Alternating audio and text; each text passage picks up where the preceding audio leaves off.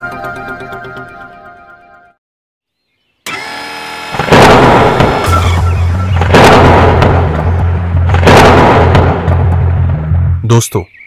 मेरा मकसद अंधविश्वास फैलाना नहीं है। हम सभी विज्ञान को मानते हैं, लेकिन दुनिया में कई ऐसी घटनाएं होती हैं जिनका कोई ठोस वैज्ञानिक प्रमाण नहीं होता। प्रेत और आत्मा के अस्तित्व को न पूरी तरह से स्वीकार करता हूं और न ही पूरी तरह इनकार। भूत प्रेत होते भी हैं या नहीं, इस पर हर किसी की अलग अलग राय हो सकती है। लेकिन एक दिलचस्प तथ्य यह भी है कि दुनिया के हर धर्म, हर संस्कृति में भूत प्रेत की मान्यताएं पाई जाती है। तो क्या यह सिर्फ लोगों की कल्पना है या इसके पीछे कोई सच्चाई छिपी हुई है?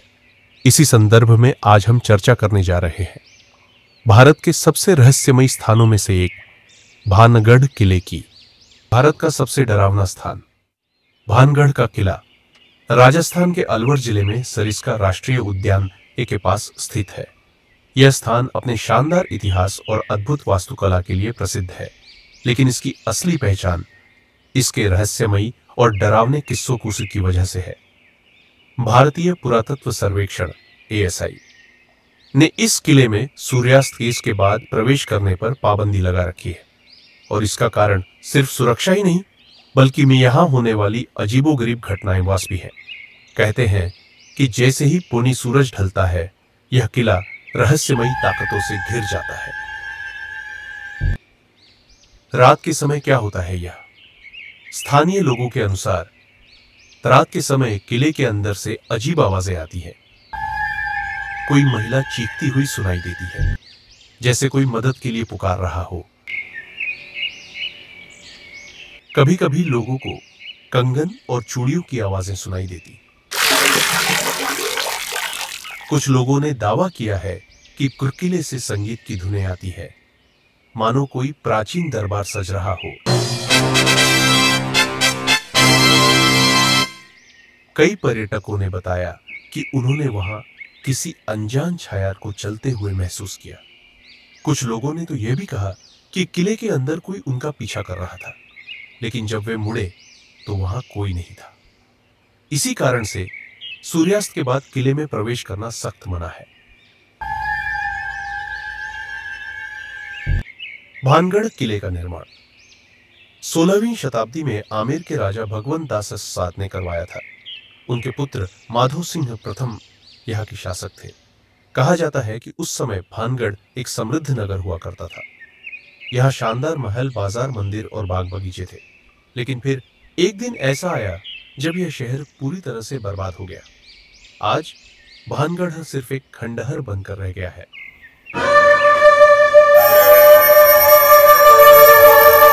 भानगढ़ के उजड़ने के पीछे दो प्रमुख कहानियां प्रचलित हैं। यह कहानी एक सिद्ध तपस्वी गुरु बालूनाथ और से जुड़ी है।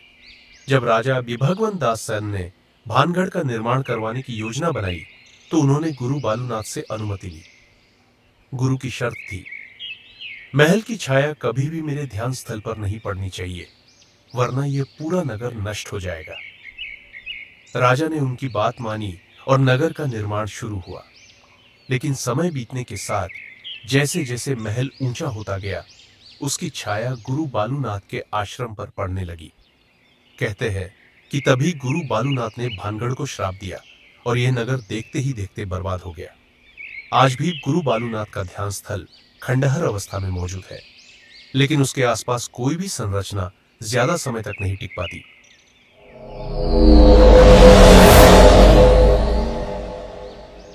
दूसरी कहानी भानगढ़ की सुंदर राजकुमारी रत्नावती की पाठ से जुड़ी है। कहते हैं कि राजकुमारी इतनी खूबसूरत थी कि उन दूर दूर के राजकुमार उनसे विवाह करना चाहते थे, लेकिन आंतरिक पल भी था जो उन्हें पाना चाहता था। उसने एक जादुई तेल अबट तैयार किया जिससे राजकुमारी उसके वश में आ जाए। लेकिन राजकुमारी को उसकी चालाकी समझ आ गई और उन्होंने तेल को जमीन पर फेंक दिया। जैसे ही तेल जमीन पर गिरा, वह तांत्रिक पर ही असर कर गया और वह तड़प तड़प कर मर गया। मरते समय तांत्रिक ने श्राप दिया, यह पूरा नगर नष्ट हो जाएगा और यहाँ कोई भी शांति से नहीं रह पाएगा। कहते हैं कि उसके बाद भानगढ़ का पतन शुरू हो गया। अब सवाल यह उठता है कि क्या भानगढ़ किले में सच में भूत प्रेत है या यह सिर्फ लोगों की कल्पना है?